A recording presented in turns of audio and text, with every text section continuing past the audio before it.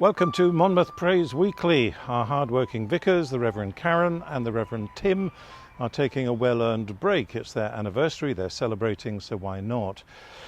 That means the privilege of introducing this week's video magazine falls to me. And this week we'll visit Llanishen to hear about the history of St Dennis's Church, how the community there's kept the church alive through the lockdown. And from St Michael's, Mitchell-Troy, the Reverend Owen Williams and his wife Liz will show us how the refurbishment of that church is going. It is a wonderful project with a visionary combination of accessible spirituality and accessible toilets. It makes the church a place for worship of our generous God, and also somewhere that people can feel relaxed as they gather together for all kinds of reasons, and that's what church should be. And there's a poem from the Welsh poet Harry Webb. The number of events taking place in our halls and churches is increasing all the time as we take advantage of better news on coronavirus infection rates and as the weather warms up. Well, we're updating the website as fast as we can. Administrator Kath Griffiths puts as much as she can in pew sheets and her weekly update email, but we need your help if you're organising a coffee morning, afternoon tea, parent and toddler group, anything at all. Please let me or Kath Griffiths know as soon as you have set a date. Here's Kath's email and here's mine for publicity. And talking about publicity, well, the website and Facebook page are useful ways of keeping in touch with what's going on. We think it's important too that something printed should be available around our ministry area. So this is a mock-up of the monthly magazine we're going to produce. We'll start next month in July. And if you have something you think should go into the magazine, then please let us know. So bless you for your interest in our busy ministry area. And if you're watching this and you haven't been to church for a while and you'd like to talk to somebody about what church fellowship might mean to you and your family, then please get in touch.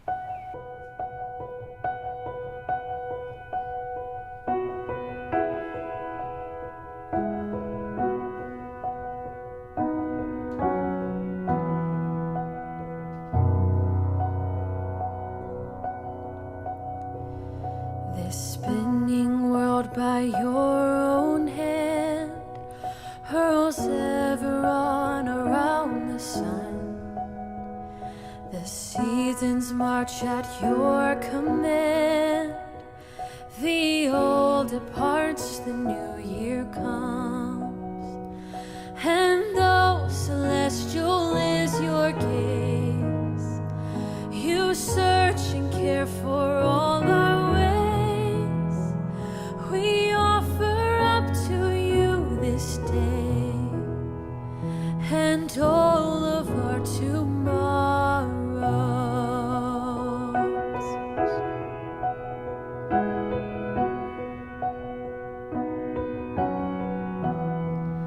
May zealous youth and cautious age determine not the steps we choose.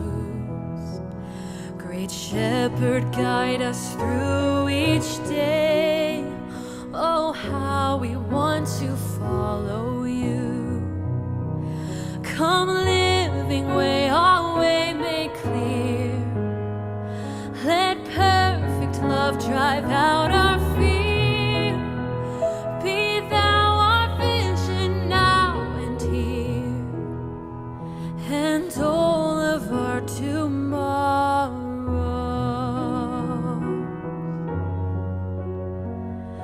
When winter makes us reminisce of warmer days so distant now, of cherished saints the sun once kissed, whose beauty passed behind the clouds. Let all our fond and longing tears remind us we are pilgrims here. We trust you, sovereign of our years, with all of our tomorrows.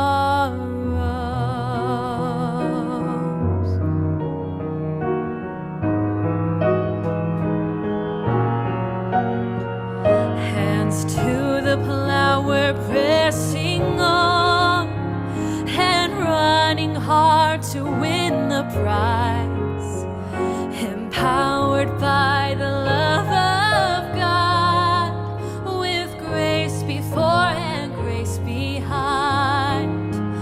For lo, what hope before us stands.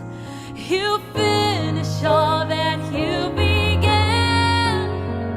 Eternal joy is in your hands, and all of our tomorrows. For lo, what hope before us stands. You finish all that you began.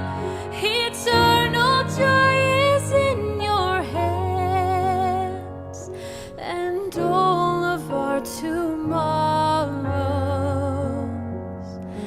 and all of our tomorrows.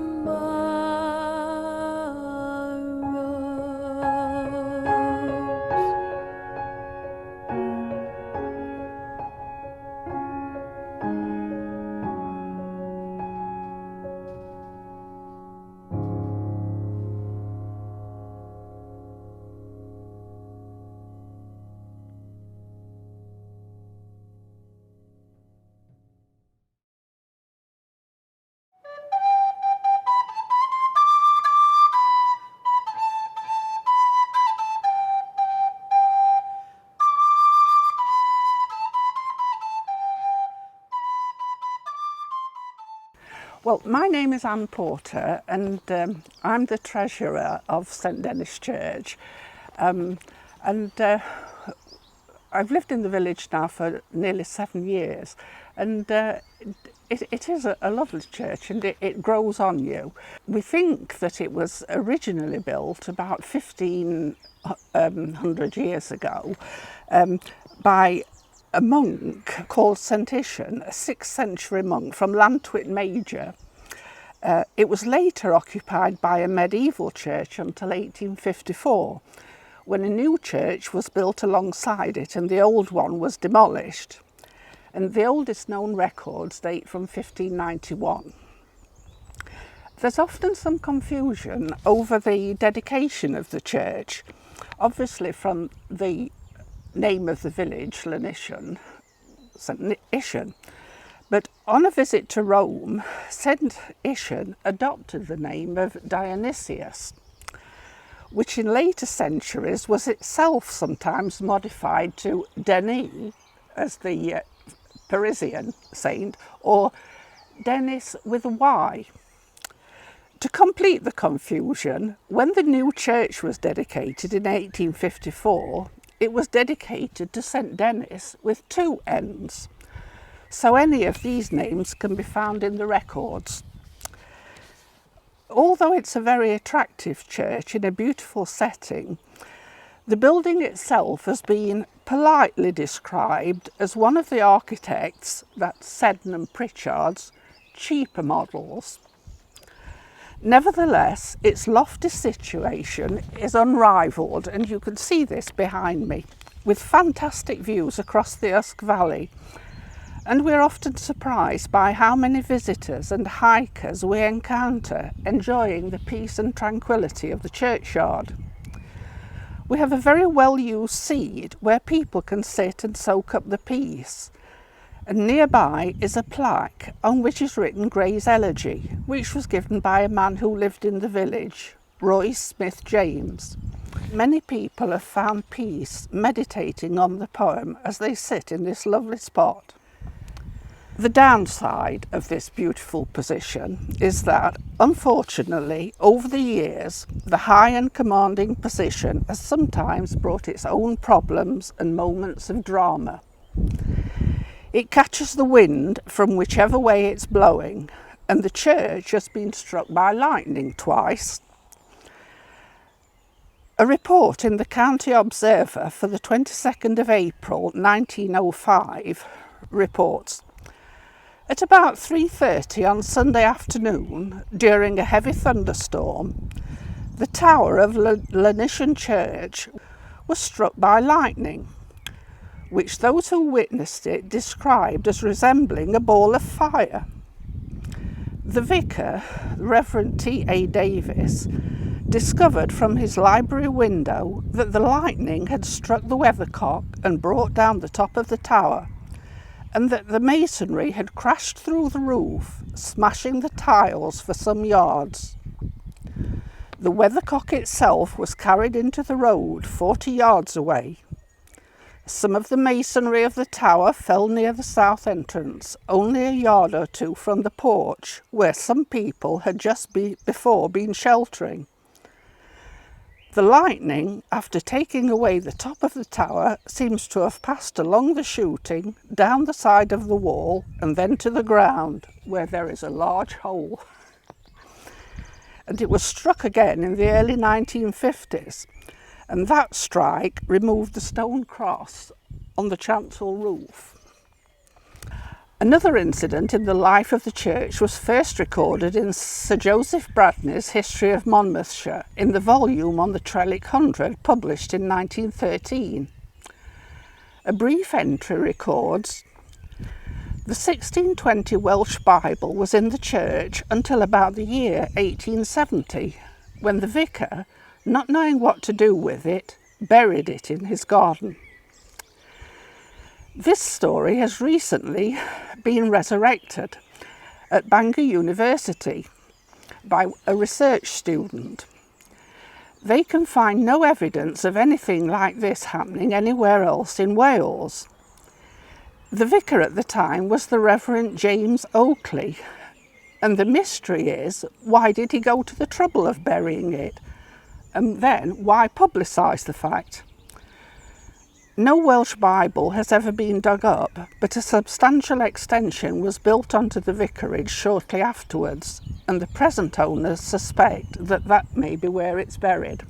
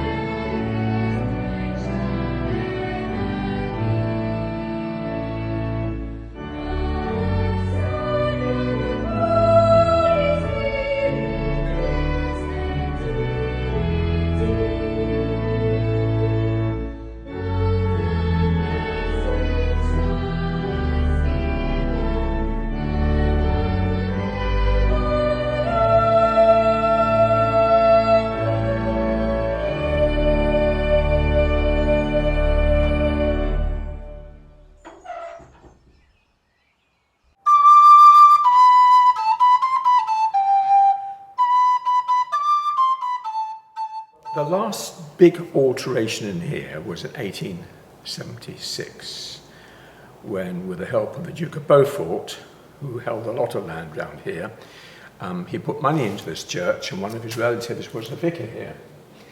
And it was restored and repaired. And then, unfortunately, we had these pews all the way down here, which were lethal.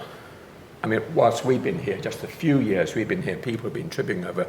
One poor guy nearly killed himself on this stone pillar here, just that much away from really nasty injury. So we wanted to get rid of them and be more flexible than having chairs in here. David Price, who was the church warden before me, or one of the church wardens before me, said, "You see, what I really have always dreamt of is pushing out that wall over there so that we could have a loo." And so that kind of got the germ of the idea going that we could actually do something with this church and we could change things. So then we started exploring with the DAC and with different architects how we might get a loo inside this church. And so the DAC were very helpful and said, well, you can't possibly push a wall out, but you can do something in what was the kitchen. So that was our starting point.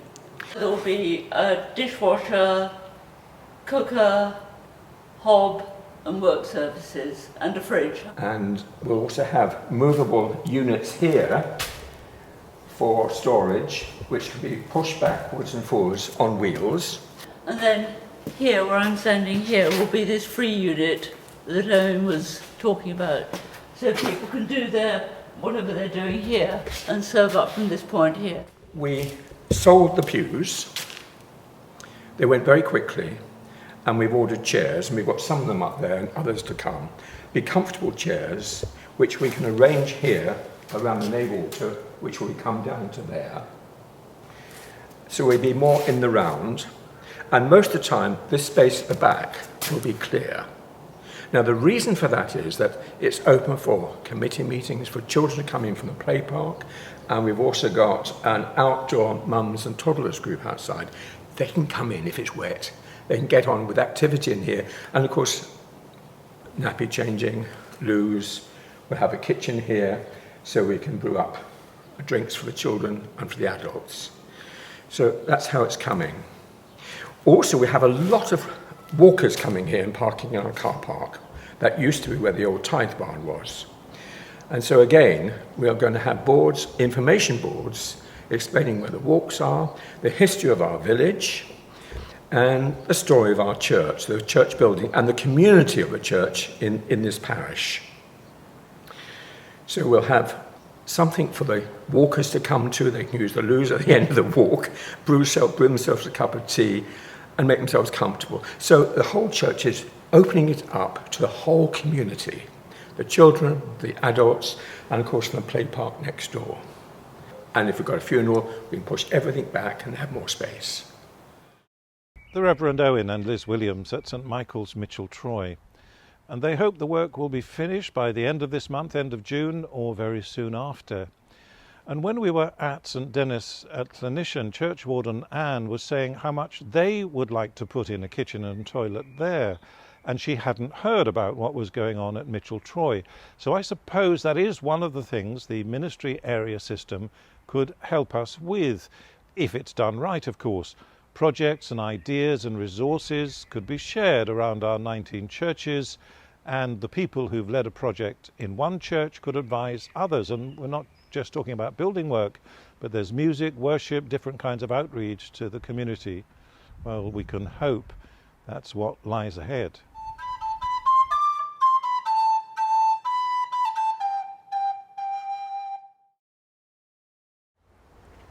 The Church in Wales has been thinking about the role of ordained clergy as we move towards the ministry area system. The governing body of the Church recently considered a series of ideas about modern ministry in a report called Faithful Stewards. One of those reports, by Reverend Manon Ceridwen James, was really intriguing. It was about the sense of place in Welsh culture and how the church buildings we have in our church can link Welshness and church life. And in her paper, Reverend Manon quoted from a Harry Webb poem called When Christ Was Born on Dowler's Top. I thought you might like to hear it. When Christ was born on Dowler's top. When Christ was born on Dowler's top, the ironworks were all on stop. The money wasn't coming in, but there was no room at the Half Moon Inn.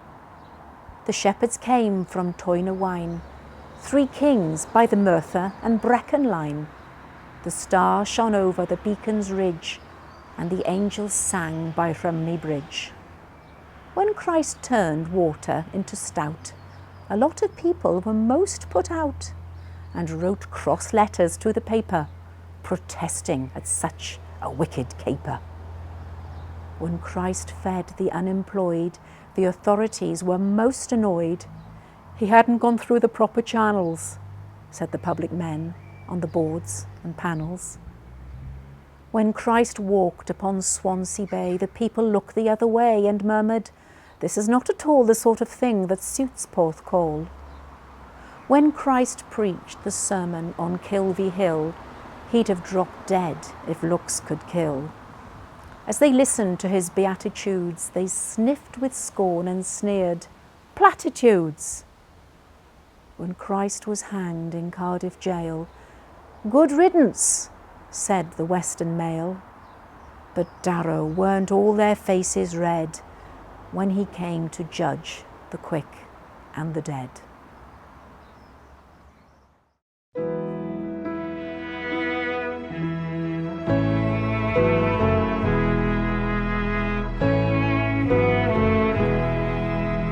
Amazing grace, how sweet the sound that saved a wretch like me. I once was lost, but now I'm found. Was blind, but now I see.